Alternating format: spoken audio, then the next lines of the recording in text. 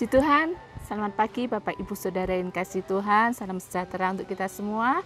Hari ini adalah hari yang dijadikan Tuhan, biar kita senantiasa mau masuki hari ini dengan iman, karena kita percaya Tuhan senantiasa menyertai setiap kehidupan kita. Dan sebelum kita masuki hari yang baru ini, kita akan landasi dengan kebenaran firman Tuhan. Firman Tuhan saya beri judul, Roh Kudus membuat kita berbeda. Kita lihat di dalam Bilangan pasalnya yang ke-14 ayat yang ke-24. Tetapi hambaku Kaleb, karena lain jiwa yang ada padanya dan ia mengikut aku dengan sepenuhnya, akan kubawa masuk ke negeri yang telah dimasukinya itu, dan keturunannya akan memilikinya. Puji Tuhan, kita Bilangan bercerita tentang kisah bangsa Israel yang keluar dari perbudakan di Mesir dan perjalanan mereka dari padang gurun menuju ke tanah perjanjian. Dan di dalam pasal 14 ini bangsa Israel sudah dekat dengan tanah perjanjian. Musa pun mengutus 12 orang pengintai untuk mengintai ke tanah perjanjian tersebut. Dan setelah 40 hari, 12 pengintai pun kembali dan memberikan laporan kepada Musa, Harun, dan bangsa Israel. Yang 10 orang melaporkan bahwa negeri yang mereka intai adalah baik, tetapi sangat mengerikan penduduknya. Sehingga mereka mengatakan bahwa negeri itu tidak baik untuk dimasuki. Tetapi sebaliknya Yosua dan Kaleb mengatakan bahwa negeri yang mereka intai adalah luar biasa baiknya. Ada perbedaan antara 10 pengintai dengan Yosua dan Kaleb. Sehingga akhirnya dari banyaknya orang yang keluar dari Mesir, hanya 2 orang saja yang masuk ke tanah perjanjian. Yang menjadi renungan kita saat pagi hari ini, mengapa Yosua dan Kaleb berbeda dengan 10 pengintai lainnya? Padahal mereka mengintai negeri yang sama, mereka menghadapi fakta yang sama. Dalam firman Tuhan yang sudah kita baca tadi dikatakan, tetapi hambaku Kaleb, karena lain jiwa yang ada padanya. Di dalam terjemahan bahasa Inggris dikatakan, a different spirit atau he had another spirit. Tuhan memberikan kesaksian bahwa Yosua dan Kaleb berbeda sebab keduanya memiliki roh yang berbeda. Apa yang dimaksud dengan Yosua dan Kaleb memiliki roh yang berbeda? Apa mereka bukan manusia? Tidak, bukan. Tetapi jawabannya adalah karena ada Roh Kudus di dalam hidup mereka. Saat orang-orang Israel memperkatakan kegagalan, Yosua dan Kaleb memperkatakan kemenangan. Saat orang-orang Israel percaya pada berita buruk, Yosua dan Kaleb percaya kepada firman Tuhan. Dan saat orang Israel mengeluh, Yosua dan Kaleb berkata, "Tolong, jangan memberontak kepada Tuhan." Dan saat orang-orang Israel melihat ke belakang ke Mesir, Yosua dan Kaleb melihat ke depan ke tanah perjanjian.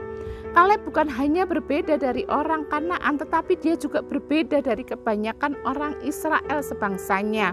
Dan pagi ini kita akan melihat ketika roh Allah ada di dalam kehidupan kita, kita akan menjadi orang-orang yang berbeda. Berbeda dalam hal apa? Yang pertama, ketika roh Allah ada dalam kehidupan kita, kita akan berbeda di dalam cara pandang kita. Seseorang yang memiliki roh Tuhan memiliki cara pandang yang positif, bukan negatif. 10 orang pengintai, mereka memandang dengan sudut pandang yang negatif, yaitu para penduduk Kanaan sangat kuat dan sangat susah untuk dikalahkan, sehingga mereka menjadi takut dan kehilangan semangat. Sedangkan Yosua dan Kaleb melihat dengan cara pandang yang positif, sehingga melihat itu sebagai peluang atau kesempatan untuk maju. Saat orang-orang Israel ingin kembali ke Mesir, Kaleb justru ingin terus pergi ke tanah perjanjian, ke tanah Kanaan. Bilangan 14 ayat 18 mengatakan, jika Tuhan berkenan kepada kita, maka Ia akan membawa kita masuk ke negeri itu dan akan memberikannya kepada kita, suatu negeri yang berlimpah-limpah susu dan madunya. Kaleb adalah pribadi yang optimis dengan janji-janji Allah. Dia terus menghidupi visi dari Tuhan dan terus mempercayai janji Tuhan. Tuhan punya rencana yang lebih besar di depan bagi kita. Karena itu seperti Kaleb, kita juga harus berhenti melihat ke belakang dan terus fokus ke depan. Tuhan menginginkan kita untuk memakai cara pandang yang positif. Ketika roh Tuhan ada di dalam kehidupan kita, maka kita akan memandang hari ini dan hari-hari di depan kita dengan cara pandang yang positif, bahwa kehidupan kita akan Tuhan pulihkan, perekonomian kita akan dipulihkan, kesehatan kita dipulihkan, semua masalah kita dipulihkan. Secara manusia Mungkin kita tidak sanggup, tetapi ingat janji Tuhan dan pemeliharaan Tuhan senantiasa menyertai kita.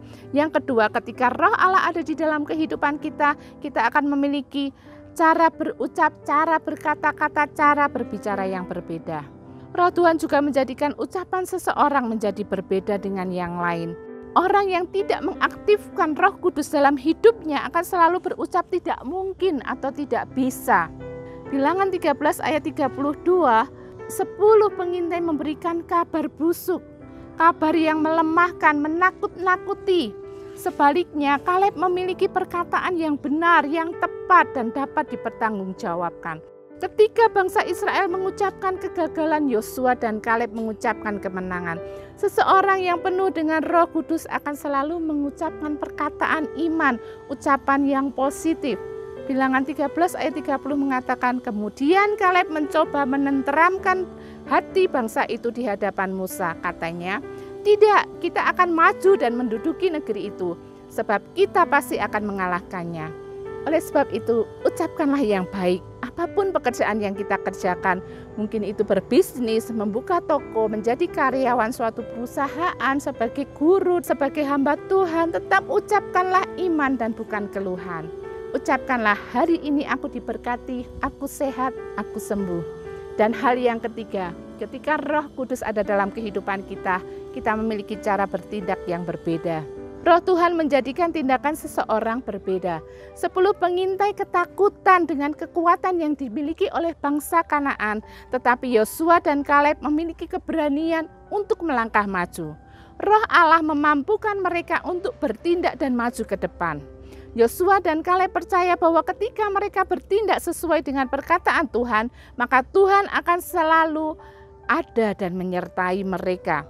2 Timotius pertama ayat 7 mengatakan, sebab Allah memberikan kepada kita bukan roh ketakutan, melainkan roh yang membangkitkan kekuatan, kasih, dan ketertiban. Kaleb fokus pada peluang, sementara yang lainnya fokus pada kondisi. Konsekuensinya adalah hanya Yosua dan Kaleblah yang mewarisi tanah perjanjian, sementara orang-orang yang ragu mati di padang gurun dan mereka berputar-putar selama 40 tahun di tanah pengembaraan. Oleh sebab itu, Bapak Ibu yang kasih Tuhan, mari kita mau imani. Di dalam 1 Yohanes 4 ayat 4b mengatakan, roh yang ada di dalam kamu lebih besar daripada roh yang ada di dalam dunia. Maka ketika ada roh yang jauh lebih besar, yaitu Roh Kudus, kita tidak perlu takut dan ragu. Mungkin ada kesulitan dan masalah yang akan kita hadapi. Setiap halangan, setiap rintangan pasti akan kita jumpai.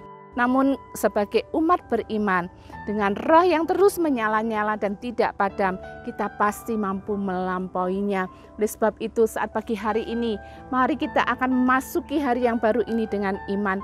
Percayalah, Roh Kudus yang senantiasa menyertai kita, Roh Kudus yang senantiasa memimpin kita. Mari kita berdoa.